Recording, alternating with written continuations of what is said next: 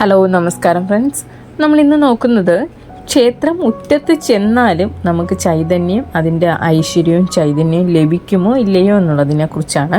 ക്ഷേത്രത്തിനകത്ത് കയറാൻ കഴിഞ്ഞില്ലെങ്കിലും പുറത്തെങ്കിലും പോയി തൊഴുതു മടങ്ങണമെന്ന് ആചാര്യന്മാർ വിധിച്ചിട്ടുള്ളതാണ്. പരീക്ഷ എഴുതാനോ മറ്റു പരീക്ഷണങ്ങൾക്കോ പോകേണ്ടുന്നവർ ക്ഷേത്രത്തിനകത്ത് കയറി തീർത്ഥവും ചന്ദനവും ഒന്നും വാങ്ങി വൈകാതെ അമ്പലമുറ്റത്ത് പോയി പ്രാർത്ഥിച്ചാൽ മതിയെന്ന് മുത്തശ്ശിമാർ പറയാറുണ്ട്. ഇതിനെയും വെറും അന്ധവിശ്വാസമായി കരുതി പോകാനാണ് നമുക്ക് ഏവർക്കും താല്പര്യം.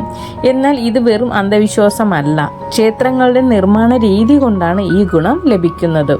വാസ്തുവിദ്യാ ഘടനയുടെ പ്രത്യേകത കൊണ്ട് ഏതൊരു അമ്പലത്തിൻ്റെ പരിസരം പരിശോധിച്ചു നോക്കിയാലും അവിടെ ആധുനിക ശാസ്ത്രം, ജിയോ എനർജി എന്ന് വിളിക്കപ്പെടുന്ന ഭൗമോർജം പ്രസരിച്ചു കൊണ്ടിരിക്കുമെന്നാണ് കണ്ടുപിടുത്തം. ഭക്തിയോടുകൂടി ക്ഷേത്രത്തിൽ എത്തുന്ന ഭക്തനിലേക്ക് അനുകൂലമായ ഊർജം ലഭ്യമാക്കുന്നതോടെ തന്നെ അയാളിൽ ഗുണകരമായ മാറ്റങ്ങളും കാണാവുന്നതാണ്. സാധാരണ ഭൂമിയിൽ നിശ്ചലോർജമാണ് കാണപ്പെടുന്നത്. എന്നാൽ ക്ഷേത്ര നിർമ്മിതിക്കായി ഉപയോഗിച്ചിരിക്കുന്ന വാസ്തുശില്പഘടനയിൽ നിന്നും അത് ചലനാത്മകമായി മാറുന്നു. ഈ ചലനാത്മകോർജമാണ് ഭക്തനിലേക്ക് എത്തിച്ചേരുന്നത്.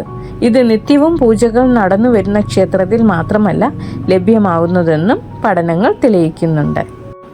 പൂജ മുടങ്ങിക്കിടക്കുന്ന ഒരു ക്ഷേത്ര അങ്കണത്തിൽ പ്രവേശിച്ച് തൊഴുതു മടങ്ങിയാലും ഈ ഗുണം ലഭിക്കുമെന്ന്, അതായത് ഊർജ നിലവാരം വർദ്ധിക്കുമെന്നാണ് കണ്ടുപിടുത്തം.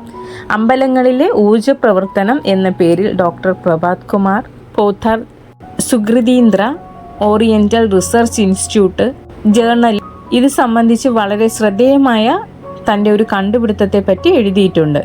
ചെന്നൈക്ക് അടുത്ത് മാമല്ലപുരത്തെ വളരെ വർഷങ്ങൾക്ക് മുമ്പ് നശിച്ചുപോയ ഒരു അമ്പലത്തിലാണ് അദ്ദേഹം തൻ്റെ ഗവേഷണം നടത്തിയത്.